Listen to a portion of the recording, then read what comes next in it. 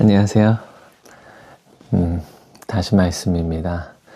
우리는 항상 다시 말씀 앞으로 돌아가야 그것이 가장 안전하고 가장 흔들리지 않는 길이라고 믿습니다.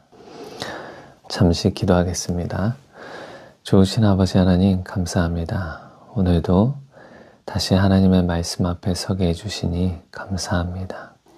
우리가 이 말씀을 보면서 하나님과 교제 나누길 원하고 이 말씀이 우리를 고치고 이 말씀이 우리를 변화시킬 것을 믿습니다. 우리의 눈을 열어 깨닫게 하여 주시옵시고 우리의 마음이 감동받아 변화될 수 있는 은혜가 넘치게 하여 주시옵소서. 주님을 더욱 알기를 원합니다. 우리 주 예수 그리스도 이름으로 기도합니다. 아멘. 창세기 19장입니다. 소돔의 죄악. 저녁 때 그 두 천사가 소돔에 이르니 마침 롯이 소돔 성문에 앉아 있다가 그들을 보고 일어나 영접하고 땅에 엎드려 절하며 이르되 내 주여 돌이켜 종의 집으로 들어와 발을 씻고 주무시고 일찍이 일어나 갈 길을 가소서. 그들이 이르되 아니라 우리가 거리에서 밤을 새우리라. 롯이 간청하매 그제서야 돌이켜 그 집으로 들어오는지라. 롯이 그들을 위하여 식탁을 베풀고 무교병을 구우니 그들이 먹으니라. 그들이 눕기 전에 그 성 사람 곧 소돔 백성들이 노소를 막론하고 원근에서 다 모여 그 집을 에워싸고 롯을 부르고 그에게 이르되 오늘 밤에 내게 온 사람들이 어디 있느냐 이끌어내라. 우리가 그들을 상관하리라. 롯이 문 밖에 무리에게로 나가서 뒤로 문을 닫고 이르되 청하노니 내 형제들아 이런 악을 행하지 말라. 내게 남자를 가까이 하지 아니한 두 딸이 있노라. 청하건대 내가 그들을 너희에게로 이끌어내리니 너희 눈에 좋을 대로 그들에게 행하고 이 사람들은 내 집에 들어왔은즉 이 사람들에게는 아무 일도 저지르지 말라. 그들이 이르되 너는 물러나라. 또 이르되 이자가 들어와서 거류하면서 우리의 법관이 되려 하는도다. 이제 우리가 그들보다 너를 더 헤아리라 하고 롯을 밀치며 가까이 가서 그 문을 부수려고 하는지라. 그 사람들이 손을 내밀어 롯을 집으로 끌어들이고 문을 닫고 문 밖에 무리를 대소를 막론하고 그 눈을 어둡게 하니 그들이 문을 찾느라고 헤매었더라.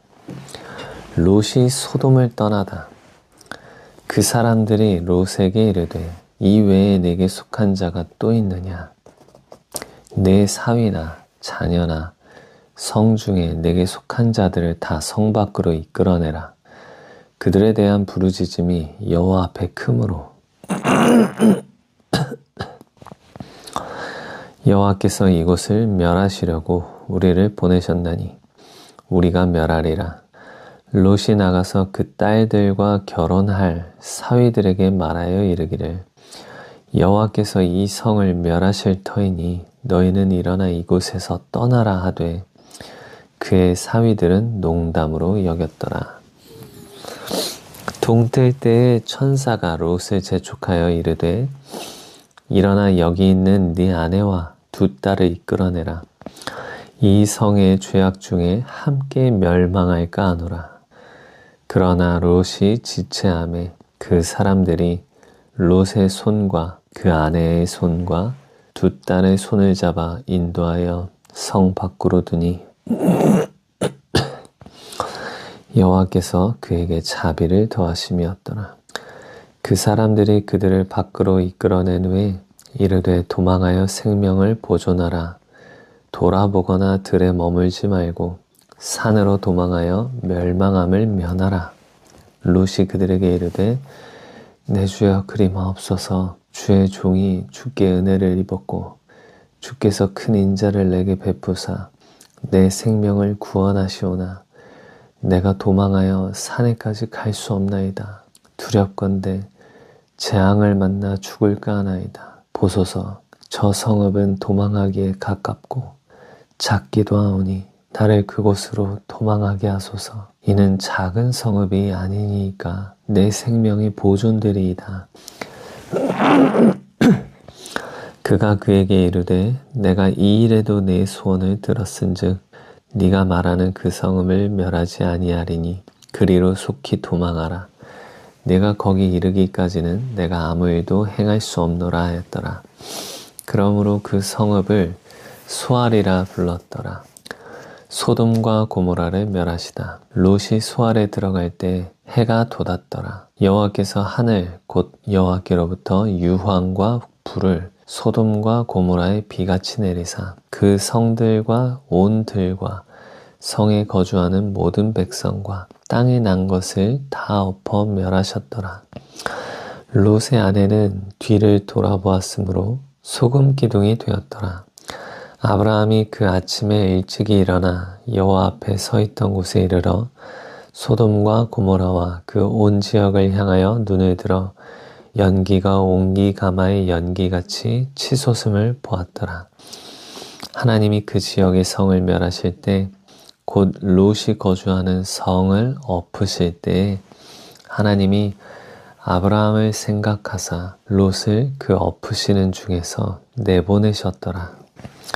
모압과 암몬 자손의 조상 롯이 소알에 거주하기를 두려워하여 두 딸과 함께 소알에서 나와 산에 올라가 거주하되 그 두 딸과 함께 굴에 거주하였더니 큰 딸이 작은 딸에게 이르되 우리 아버지는 늙으셨고 온 세상의 도리를 따라 우리의 배필될 사람이 이 땅에는 없으니 우리가 우리 아버지에게 술을 마시게 하고 동침하여 우리 아버지로 말미암아 후손을 이어가자 하고 그 밤에 그들이 아버지에게 술을 마시게 하고 큰 딸이 들어가서 그 아버지와 동침하니라. 그러나 그 아버지는 그 딸이 눕고 일어나는 것을 깨닫지 못하였더라. 이튿날 큰 딸이 작은 딸에게 이르되 어젯밤에는 내가 우리 아버지와 동침하였으니 오늘 밤에도 우리가 아버지에게 술을 마시게 하고 네가 들어가 동침하고 우리가 아버지로 말미암아 후손을 이어가자 하고 그 밤에도 그들이 아버지에게 술을 마시게 하고 작은 딸이 일어나 아버지와 동침하니라. 그러나 아버지는 그 딸이 눕고 일어나는 것을 깨닫지 못하였더라. 롯의 두 딸이 아버지로 말미암아 임신하고 그 딸은 아들을 낳아 이름을 모압이라 하였으니 오늘날 모압의 조상이요 작은 딸도 아들을 낳아 베남미라 하였으니 오늘날 암몬 자손의 조상이었더라. 자녀들이 부모를 닮는 건 유전적인 것도 있겠지만 자녀들이 부모를 닮아가는 가장 근본적인 이유는 매일마다 자녀가 부모를 바라보기 때문입니다. 자녀는 부모가 보이는 대로 말도 따라하고 행동도 따라합니다. 롯도 아브라함이랑 같이 있을 때 봐왔던 손님을 대접하는 그런 태도, 그런 것들을 보고 천사들을 지금 영접하였죠. 참 좋습니다. 거기까진. 그런데 제가 정말 이해 안 되는 것은 천사들을 자기에게 온 손님들을 보호하기 위해서 사람들에게 자신의 두 딸을 강간하도록 마음껏 내어준 이 일은 정말 이해할 수가 없죠. 아무리 그 당시 손님을 접대하는 문화, 손님을 정말 보호해야 되는 그런 아주 중요한 문화가 있었는데 그렇다 하더라도 자기 딸들을 내어주는 것은 상식적이지가 않습니다. 아무리 그 당시가 가부장 문화였다고 하더라도 여자들은 희생을 많이 받는, 희생을 강요당하는 그런 시대였다고 하더라도 이해가 되지 않습니다. 의로운 롯이 어떻게 이런 선택을 하게 됐을까요? 베드로 후서 2장 7절부터 8절은 이렇게 말합니다. 무법한 자들의 음란한 행실로 말미암아 고통을 당하던 의로운 롯을 건지셨으니 이는 이 의인이 그들 중에 거주하면서 날마다 그들의 불법한 행실을 보고 들음으로 그 의로운 심령이 상함이라. 여기에 상함이라의 원어는 고문을 당하다입니다. 그 정도로 괴로움을 당하고 이 심령이 아주 너덜너덜해진 겁니다. 의로운 롯의 심령이 고문을 당하면 어떻게 돼요? 정상적인가요? 아니요. 건강할까요? 아니요. 고문을 당하면 피폐해집니다. 그래서 이 롯이, 의로운 롯이 아주 피폐해진 상태입니다. 무엇을 보고요? 무엇을 듣고요? 그 소돔과 고모라에 사는 그 불법한 음란한 행실로 말미암아서 그걸 보고 들음으로 의로운 심령이 상해버렸다고 합니다. 소돔과 고모라가 어떻게 했나요? 지금 두 천사가 왔는데 그걸 보고 밤에 가가지고 끌어내라. 우리가 상관하리라. 이 상관하리라가 성적인 관계입니다. 노소가 막론해서 남자들이 왔죠. 롯이 형제들이여 라고 했으니까 대부분 남자였겠죠. 근데 두 천사도 남자의 형상으로 온 것 같은데 이끌어내라 그럽니다. 소돔과 고모라는 동성애로 가득한 땅이었습니다. 롯은 그들과 함께 살면서 날마다 그들의 음란한 행실을 눈으로 보고 귀로 들었습니다. 우리는 무엇을 보고 듣는지가 너무나도 중요한 사람들입니다. 우리는 마치 스펀지와 같습니다. 우리가 무엇을 빨아들이느냐에 따라서 그 담고 있는 색깔과 이런 것들이 다 달라지게 됩니다. 그래서 우리의 눈과 우리의 귀는 이 하나님의 말씀으로 돌려야 합니다. 세상에 재밌는 게 많이 있죠. 우리의 흥미를 자극하는 것들이 많이 있습니다. 넷플릭스, 유튜브, 인스타그램 여러 가지 것들이 있죠. 물론 그 중에서 좋은 것만 찾아보기도 하지만 그런 가운데서도 종종 아주 안 좋은 것들도 이게 광고라든지 그런 것들이 딸려 들어옵니다. 그러다 보면 우리는 의로운 심령이 상하게 되는 고문을 당하는 롯과 같이 우리의 의로운 심령도 고문을 당합니다. 그러면 우리의 영혼이, 우리의 심령이 연약해지겠죠.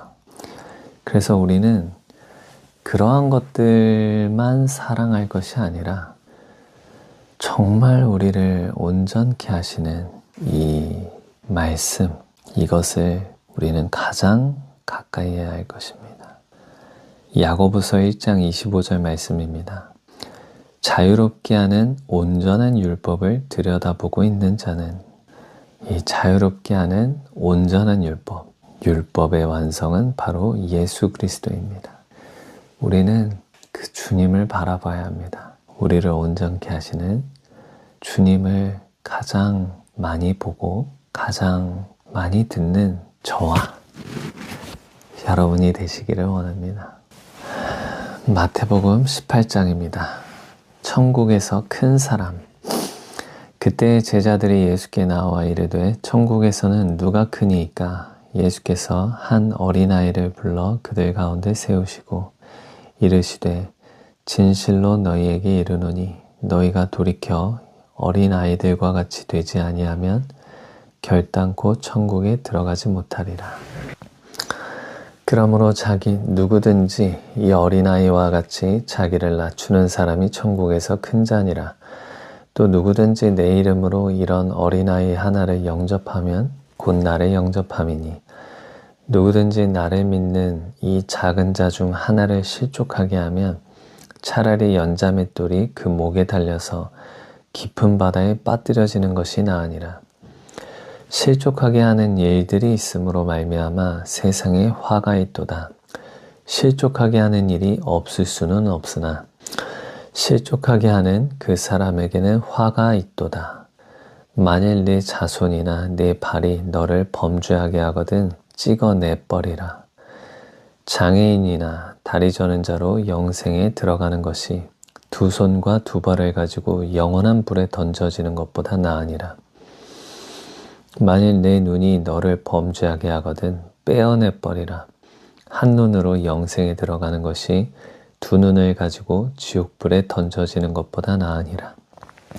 삼가 이 작은 자 중에 하나도 업신여기지 말라.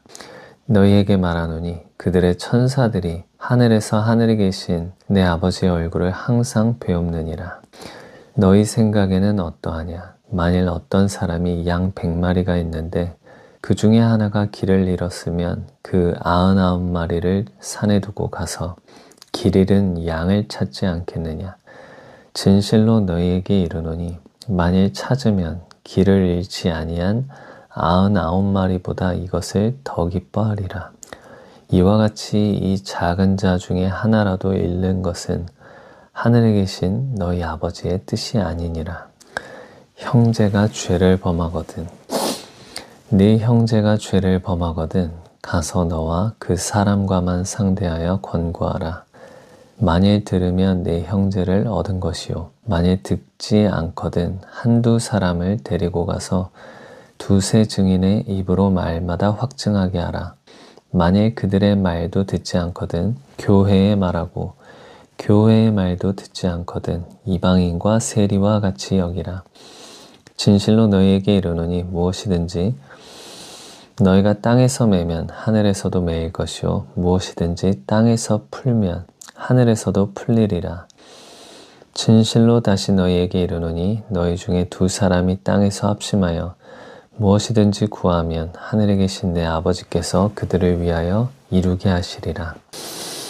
두세 사람이 내 이름으로 모인 곳에 나도 그들 중에 있느니라.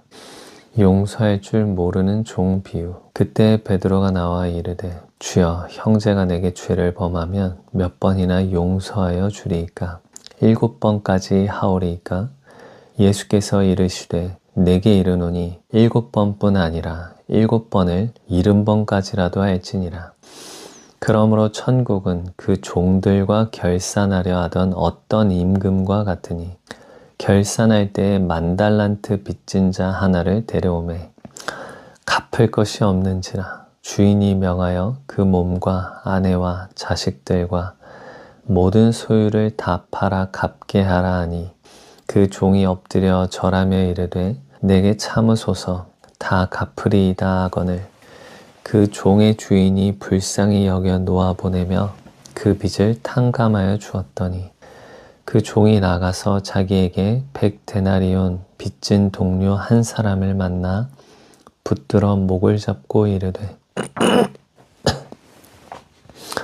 빚을 갚으라 하매 그 동료가 엎드려 간구하여 이르되 나에게 참아주소서 갚으리이다 하되 허락하지 아니하고 이에 가서 그가 빚을 갚도록 옥에 가두거늘 그 동료들이 그것을 보고 몹시 딱하게 여겨 주인에게 가서 그 일을 다 알리니 이에 주인이 그를 불러다가 말하되 악한 종아 네가 빌기에 내가 내 빚을 전부 탕감하여 주었거늘 내가 너를 불쌍히 여김과 같이 너도 내 동료를 불쌍히 여김이 마땅하지 아니하냐고 주인이 노하여 그 빚을 다 갚도록 그를 옥졸들에게 넘기니라.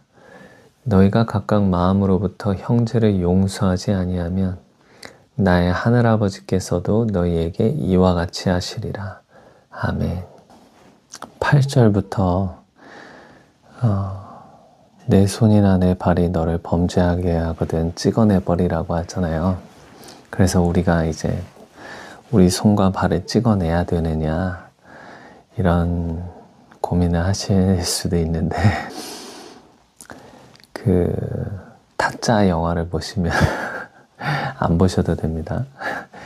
네, 도박하는 사람들의 얘기만 들어도 돈을 다 잃고도 손을 잘리고도 그 잘린 나머지 손으로 도박을 한다고 하잖아요.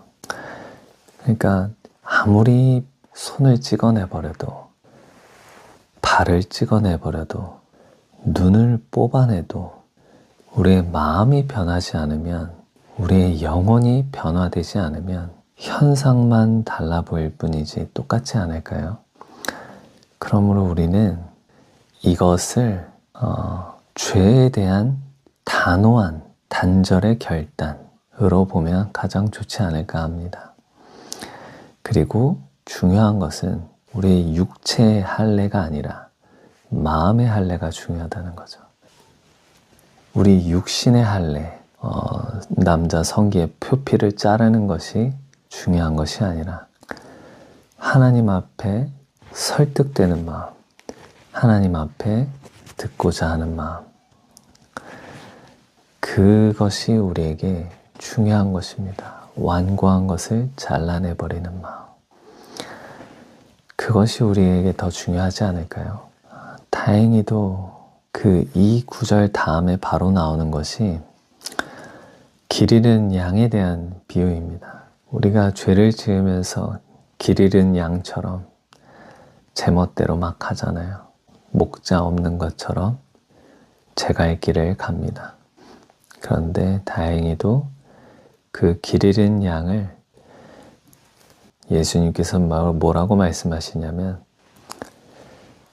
양 100마리가 있는데 그 양은 아버지께서 예수님께로 주신 그 양이죠. 예수님이 맡으신 양입니다. 근데 그 양 중에 만약 하나라도 잃어버렸다면 그 한 마리의 양을 다시 찾으러 간다고 합니다. 그래서 우리의 길 잃어버린 인생 가운데 예수님께서 우리의 인생 가운데 종종 찾아오시는 이유입니다. 그래서 정말 다행입니다. 구원은 우리에게 있지 않고 구원하심은 하나님과 어린 양께 있습니다. 요한계시록의 찬양처럼 구원하심이 우리 하나님과 그 어린 양께 있습니다. 그분들이 우리를 잃지 않으십니다. 아버지의 뜻은 뭐냐면, 이와 같이 이 작은 자 중에 하나라도 잃는 것은 하늘에 계신 너희 아버지의 뜻이 아니니라. 아버지의 뜻은 그 하나라도 잃지 않기를 원하시는 것이 아버지 하나님의 뜻입니다. 그 엄청난 뜻이 이 세상과 우리의 인생과 우리를 이끌어 가십니다. 우리를 인도해 주십니다. 오늘 기도하면서 저의 지난 삶들을 이렇게 주르륵 흘러가듯이 보여졌는데, 진짜 주님의 은혜가 아니면 말할 수 없는 주님의 은혜로 여기까지 온 겁니다. 태어날 때부터, 또 태어나기 전부터, 세상이 나기 전부터, 만세 전부터 택정하시니까 우리에게 은혜를 베푸시고, 흔들리고 위태위태한 삶 가운데 계속해서 우리를 붙들고 이끌어 오셔서 우리를 세워주십니다. 그러므로 구원하심이 우리 하나님과 어린 양께 있는 것입니다. 구원하심은 우리에게 있지 않습니다. 우리에게는 그 어떠한 구원의 여망마저도 없습니다. 그러나 주님께 모든 것이 있습니다. 그래서 우리는 그분을 더욱 알기를 원하는 것이고, 그분 앞으로 나아가길 원하는 것이고, 그분을 사랑하길 원하는 것입니다. 아멘. 느헤미야 8장을 보겠습니다. 이스라엘 자손이 자기들의 성읍에 거주하였더니 7째 달에 이르러 모든 백성이 일제히 수문 앞 광장에 모여 학사에스라에게 여호와께서 이스라엘에게 명령하신 모세의 율법책을 가져오기를 청하매, 7째 달 초하루에 제사장 에스라가 율법책을 가지고 회중 앞 곧 남자나 여자나 알아들을 만한 모든 사람 앞에 이르러 수문 앞 광장에서 새벽부터 정오까지 남자나 여자나 알아들을 만한 모든 사람 앞에서 읽음에, 뭇 백성이 그 율법책에 귀를 기울였는데 그때 학사 에스라가 특별히 지은 나무 강단에 서고 그의 곁 오른쪽에 선 자는 마띠냐와 스마와 아나야와 우리야와 힐기야와 마아세야요. 그의 왼쪽의 선자는 브다야와 미사엘과 말기야와 하숨과 하스바다나와 스가랴와 무술람이라. 에스라가 모든 백성 위에 서서 그들 목전에 책을 펴니 책을 펼 때에 모든 백성이 일어서니라. 에스라가 위대하신 하나님 여호와를 송축하매 모든 백성이 손을 들고 아멘 아멘 하고 응답하고 몸을 굽혀 얼굴을 땅에 대고 여호와께 경배하니라. 예수아와 바니와 세레비아와 야민과 아곱과 사브데와 호디야와 마하세야와 그리다와 아사랴와 요사밧과 하난과 블라야와 레위 사람들은 백성이 제자리에 서 있는 동안 그들에게 율법을 깨닫게 하였는데 하나님의 율법책을 낭독하고 그 뜻을 해석하여 백성에게 그 낭독하는 것을 다 깨닫게 하니 백성이 율법의 말씀을 듣고 다 우는지라. 총독 느헤미야와 제사장 겸 학사 에스라와 백성을 가르치는 레위 사람들이 모든 백성에게 이르기를 오늘은 너희 하나님 여호와의 성일이니 슬퍼하지 말며 울지 말라 하고 느헤미야가 또 그들에게 이르기를 너희는 가서 살찐 것을 먹고 단 것을 마시되 준비하지 못한 자에게는 나누어 주라. 이날은 우리 주의 성일이니 근심하지 말라. 여호와로 인하여 기뻐하는 것이 너희의 힘이니라 하고 레위 사람들도 모든 백성을 정숙하게 하여 이르기를 오늘은 성일이니 마땅히 조용하고 근심하지 말라 하니 모든 백성이 곧 가서 먹고 마시며 나누어 주고 크게 즐거워하니 이는 그들이 그 읽어 들려준 말을 밝히 알미라. 그 이튿날 뭇 백성의 족장들과 제사장들과 레위 사람들이 율법의 말씀을 밝히 알고자 하여 학사 에스라에게 모여서 율법에 기록된 바를 본즉 여호와께서 모세를 통하여 명령하시기를 이스라엘 자손은 일곱째 달 절기에 초막에서 거할지니라 하였고 또 일러스되 모든 성읍과 예루살렘에 공포하여 이르기를 너희는 산에 가서 감람나무 가지와 들감람나무 가지와 화석류 나무 가지와 종려나무 가지와 기타 무성한 나무 가지를 가져다가 기록한 바를 따라 초막을 지으라 하라한지라. 백성이 이에 나가서 나뭇가지를 가져다가 혹은 지붕 위에 혹은 뜰 안에 혹은 하나님의 전 뜰에 혹은 수문 광장에 혹은 에브라임 문 광장에 초막을 짓되 사로잡혔다가 돌아온 회중이 다 초막을 짓고 그 안에서 거하니 눈의 아들 여호수아 때로부터 그날까지 이스라엘 자손이 이같이 행한 일이 없었으므로 이에 크게 기뻐하며 에스라는 첫날부터 끝날까지 날마다 하나님의 율법책을 낭독하고 무리가 이레 동안 절기를 지키고 여덟째 날에 규례를 따라 성회를 열었느니라. 아멘. 제가 왜 웃었냐면 여호수아 때부터 지금까지 이같이 행한 일이 한 번도 없었대요. 어떻게 그럴 수가 있죠? 여호수아 때면 이제 성으로 들어갔을 때니까 더 이상 초막절을 지내지 않았었나요? 그래서 그랬을까요? 아무튼 처음으로 이 말씀 따라서 했다고 합니다. 그리고 제가 계속해서 웃었던 게 뭐냐면 감동받은 게 뭐냐면 8절에 보면 하나님의 율법책을 낭독하고 그 뜻을 해석하여 백성에게 그 낭독하는 것을 다 깨닫게 하니 이게 저희가 하는 거 아닌가요? 제가 사실 이 유튜브를 올리려면 유튜브 스튜디오라는 프로그램이 필요한데 거기에 들어가면 모든 분석들이 막 다 나옵니다. 막 그렇게 신경 쓰진 않지만 올리다 보면 영상을 올리다 보면 눈에 보이니까 보게 되거든요. 근데 거기에 이제 시청 시간이 나와요. 평균 시청 시간. 그런데 영상은 40분짜리인데 평균 시청 시간은 10분에서 20분이더라고요. 그러면 제가 생각하기를 이게 성경 통독을 같이 하면서 그거에 대한 묵상 나눔으로 올리는 건데 저도 물론 이제 타임라인을 올려서 편의성을 더하긴 했는데 어쩌면 묵상 나눔만 다들 보는 것은 아닐까 이런 생각을 해봤습니다. 그래서 나중에는 어떤 생각을 하게 됐냐면 성경 통독은 알아서 하실 거고, 그리고 사실 맥체인 성경 통독에 대한 영상이 되게 많아요. 물론 얼굴이 안 나오고 그냥 성경 줄만 계속 나오고 그 성경만 읽어내려가는 부분이 많아서 성경 통독은 그것만으로도 충분할 것 같은데 굳이 내가 그 부분까지 올려서 편집하고 그래야 될까?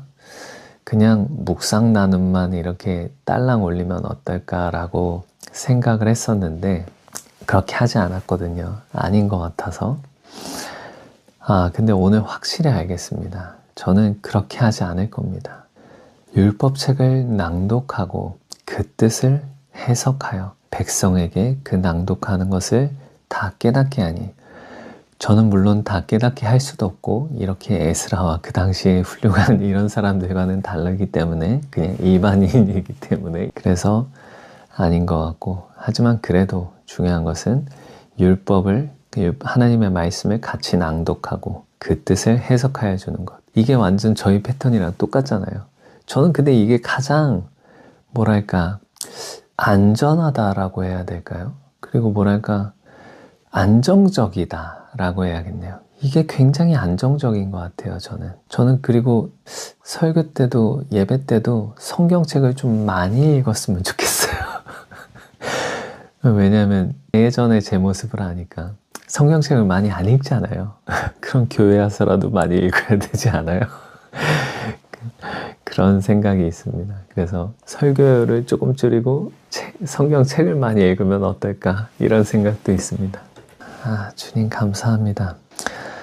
몰랐는데 저희가 이 성경에 나오는 대로 하고 있었군요. 너무 감사하네요, 주님. 사도행전 18장, 바울이 고린도에서 전도하다. 그 후에 바울이 아덴을 떠나 고린도에 이르러 아굴라라는 본도에서 난 유대인 한 사람을 만나니, 글라우디오가 모든 유대인을 명하여 로마에서 떠나라 한 고로 그가 그 아내 브리스길라와 함께 이달리아로부터 새로 온지라. 바울이 그들에게 가매 생업이 같으므로 함께 살며 일을 하니 그 생업은 천막을 만드는 것이더라. 안식일마다 바울이 회당에서 강론하고 유대인과 헬라인을 권면하니라. 실라와 디모데가 마게도냐로부터 내려오매 바울이 하나님의 말씀에 붙잡혀 유대인들에게 예수는 그리스도라 밝히 증언하니, 그들이 대적하여 비방하거늘 바울이 옷을 털면서 이르되 너희 피가 너희 머리로 돌아갈 것이요 나는 깨끗하니라. 이후에는 이방인에게로 가리라 하고 거기서 옮겨 하나님을 경외하는 디도 유수도라 하는 사람의 집에 들어가니 그 집은 회당 옆이라. 또 회당장 그리스보가 온 집안과 더불어 주를 믿으며 수많은 고린도 사람도 듣고 믿어 세례를 받더라. 밤에 주께서 환상 가운데 바울에게 말씀하시되 두려워하지 말며 침묵하지 말고 말하라. 내가 너와 함께 있음에 어떤 사람도 너를 대적하여 해롭게 할 자가 없을 것이니 이는 이 성중에 내 백성이 많음이라 하시더라. 1년 6개월을 머물며 그들 가운데서 하나님의 말씀을 가르치니라. 갈리오가 아가야 총독이 되었을 때 유대인이 일제히 일어나 바울을 대적하여 법정으로 데리고 가서 말하되 이 사람이 율법을 어기면서 하나님을 경외하라고 사람들을 권한다 하거늘 바울이 입을 열고자 할 때 갈리오가 유대인들에게 이르되 너희 유대인들아, 만일 이것이 무슨 부정한 일이나 불량한 행동이었으면 내가 너희 말을 들어주는 것이 옳거니와 만일 문제가 언어와 명칭과 너희 법에 관한 것이면 너희가 스스로 처리하라. 나는 이러한 일에 재판장 되기를 원하지 아니하노라 하고 그들을 법정에서 쫓아내니 모든 사람이 회당장 소스데네를 잡아 법정 앞에서 때리되 갈리오가 이 일을 상관하지 아니하니라. 바울이 안디옥으로 내려가다. 바울은 더 여러 날 머물다가 형제들과 작별하고 배 타고 수리아로 떠나갈새 브리스길라와 아굴라도 함께 하더라. 바울이 일찍이 서원이 있었으므로 갱그레아에서 머리를 깎았더라. 에베소에 와서 그들을 거기 머물게 하고 자기는 회당에 들어가서 유대인들과 변론하니 여러 사람이 더 오래 있기를 청하되 허락하지 아니하고 작별하여 이르되 만일 하나님의 뜻이면 너희에게 돌아오리라 하고 배를 타고 에베소를 떠나 가이사랴에 상륙하여 올라가 교회의 안부를 물은 후에 안디옥으로 내려가서 얼마 있다가 떠나 갈라디아와 부르기아 땅을 차례로 다니며 모든 제자를 굳건하게 하니라. 아볼로가 담대히 전도하다. 알렉산드리아에서 난 아볼로라는 유대인이 에베소에 이르니 이 사람은 언변이 좋고 성경에 능통한 자라. 그가 일찍이 주의 도를 배워 열심으로 예수에 관한 것을 자세히 말하며 가르치나 요한의 세례만 알따름이라. 그가 회당에서 담대히 말하기 시작하거늘 브리스길라와 아굴라가 듣고 데려다가 하나님의 도를 더 정확하게 풀어 이르더라. 아볼로가 아가야로 건너가고자 하므로 형제들이 그를 격려하며 제자들에게 편지를 써 영접하라 하였더니 그가 감에 은혜로 말미암아 믿은 자들에게 많은 유익을 주니 이는 성경으로서 예수는 그리스도라고 증언하여 공중 앞에서 힘있게 유대인의 말을 이기미러라. 아멘. 우리는 누구를 만나느냐에 따라서 인생이 아주 많이 달라집니다. 그래서 제가 여기서 하고 싶은 말은 우리가 좋은 멘토를 만나는 것이 굉장히 중요하다는 것입니다. 아볼로라는 사람이 24절에 나옵니다. 아볼로가 아주 성경에 능통하고 언변에 좋아서 예수님에 대해서 자세히 가르치는 사람이었습니다. 그런데 이 아볼로가 브리스길라와 아굴라를 만나고 나서 하나님의 도를 더 정확하게 풀어내는 사람이 되었습니다. 그러므로 우리는 혼자서 신앙의 완주를 다 할 수 없습니다. 그래서 우리는 교회를 다니고 같이 공동체로 모이고 또한 믿는 형제들을 또한 만나는 것입니다. 그렇게 좋은 멘토를 만나면 생각과 방향성이 많이 또 달라지게 되죠. 그래서 여러분들도 좋은 멘토를 만나는 은혜가 있기를 원합니다. 좋은 스승과 좋은 선생님을 만나서 출발점이 다른 은혜가 있기를 원합니다. 왜냐하면 우리는 좋은 멘토를 만나면 그 좋은 멘토의 위에서 시작을 합니다. 맨 땅에 헤딩하는 게 아니라 맨 땅에 헤딩해서 개척하는 것이 아니라 그 앞에 가던 사람이 이미 길을 닦아 놓은 것, 대로를 수축해 놓은 그 길을 가게 됩니다. 아주 쉬운 길을 가게 되죠. 그 다음에 우리는 또 개척해 나갑니다. 그러면 우리 다음 세대가 또 그 길을, 그 위를 밟고 또 개척해 나가고 우리는 그런 삶이 우리 그리스도인들의 삶이 아닌가 싶습니다. 기도하겠습니다. 좋으신 아버지 하나님 참 감사합니다.